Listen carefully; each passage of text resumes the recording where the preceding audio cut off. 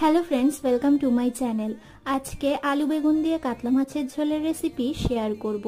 एर जन्य प्रथमे कातला माछ आलू बेगुन नुन हलुद दिए भेजे निয়েছি। तारपरे ओई तेले जिरे तेजपाता शुकनो लंका फोड़न दिए दिलाम और दिए दिलाम आदा लंका जिरे धने और हलुद एकसाथे बेटे रेखेছি সেটা দিয়ে দিলাম और দিয়ে দিলাম নুন। এখন এটাকে ভালো করে কষিয়ে নিতে হবে। কষা হয়ে গেলে তার মধ্যে ভেজে রাখা আলু আর বেগুন দিয়ে একটু নাড়াচাড়া করে তার মধ্যে দিয়ে দিতে হবে গরম জল।